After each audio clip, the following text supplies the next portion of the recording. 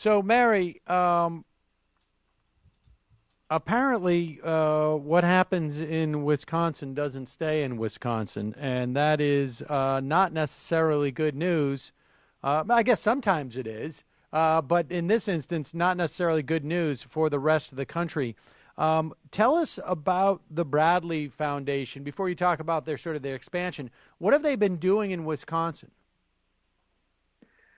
Well, the Milwaukee-based Lined and Harry Bradley Foundation is sort of a little-known institution for people outside of the state. If you've heard of them at all, you've heard of them perhaps because they're big backers of the school voucher movement, the school choice movement. They were essential to getting the first school choice laws passed in Wisconsin many moons ago, and they also helped expand it to cover religious schools, so that taxpayer money here in our state of Wisconsin can go to both private and religious schools in the form of vouchers. We now have this very huge document dump and document trove of behind-the-scenes grant giving at the Bradley Foundation, and we find out that not only were they essential to building a huge right-wing infrastructure in the state of Wisconsin, but they talk about it that way. They talk about it in terms of building an infrastructure, and that infrastructure includes respected dynamic leadership, which is, we like to just call those ALEC politicians, folks that come out of the American Legislative Exchange Council with cookie-cutter corporate-backed bills. And then they also fund think tanks. They fund investigative journalism, which is really sort of more of attack dog media. They fund opposition research. That's an interesting funding category. They fund a legal component to back up all the activities that are going on, and the list goes on and on. So they have this infrastructure that they've built in Wisconsin of all these aspects, and of course their big success story, and they talk about it that way, was the passage of Act 10, which is Scott Walker's union-busting bill, which sparked mass protests in 2011 and 2012. And we should say the privatization schemes essentially, and coming out of Milwaukee in terms of those schools came under some scrutiny when Betsy DeVos got, if I'm not mistaken, when she was up for Secretary of Education, because she had a hand in that as well, didn't she? Yes, the documents show that Bradley Foundation worked hand in hand with the DeVos groups to fund certain key operatives and key lawyers in this whole school choice movement, including a fellow named Clint Bolick out of the state of California, who's now a Supreme Court justice there. But he led a lot of the litigation involving school choice from state to state. The Bradley Foundation is also interested in going after Blaine amendments, which is a technical term for those constitutional provisions in states that prevent taxpayer money to go to religious institutions. So they're still very active on this front of school choice, which in some sense you would expect. It's been a signature issue of theirs. They've been promoting it left, right, and center. But what we found out by pulling back the curtain is that their agenda is really much, much broader than that. They want to, quote unquote, neutralize teachers' unions because they see them as an opposition element to this agenda. It's very true that public school teachers are really alarmed when corporations come up with cash for kids schemes and want to privatize public education. So they have been pushing back on this privatization agenda. But more than that, they're not just going after teachers' unions. They're going after all sorts of unions. They call it, they want to defund big labor, quote unquote, in order to defund a pillar of the left. So their real agenda behind the scenes is a much more aggressive agenda with partisan overtones. I mean, what is labor? Labor is the on-the-ground army of the Democratic Party. If you defund labor, what are you doing? You're trying to cripple the Democratic Party in state after state. And so one of the more interesting pieces of materials that Bradley has created is a little video where they keep talking about We want to keep our Great Lakes blue and our states red. And really, these 56,000 documents open a window into that agenda. And I mean, can you tell who is Lyndon Harry Bradley? I mean, are they? I mean, who are these people? Who are these people? Well, most people don't know them because they have passed on.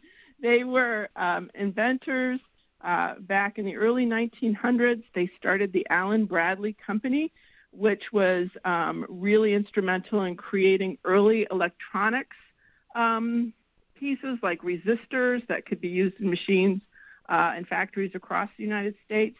Their wealth of the Allen Bradley Corporation came from government contracts. They boomed after World War I. They boomed after World War II because these electronic products were essential to the war effort. And the brothers were quite conservative. Harry was a John Bircher in the early days. He'd bring the John Birch, spokes to come speak to his workers at the Allen Bradley factory.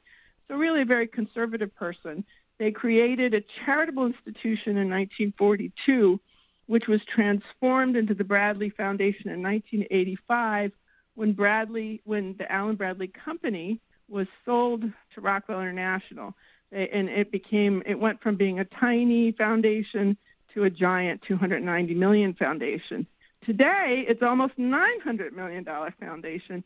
It is one of the most important right-wing funders in the nation that most people don't know about. Wow. And where did they get their money? They got it from the Allen Bradley Company. So and they so were the originators and owners of the Allen Bradley Company. Mm-hmm. I see. And so they just have an ongoing, I guess, pile of money that that continues to, I guess, I would earn interest and whatnot. So it's well, they sold the company to Rockwell. It's sort of a part of Rockwell International. Now the foundation is, separate and independent, and it's a $900 million institution. Wow. Okay. So and they are expanding both their presence across nationally. Where, I know you can't tell us, but I have to ask, where did these documents come from?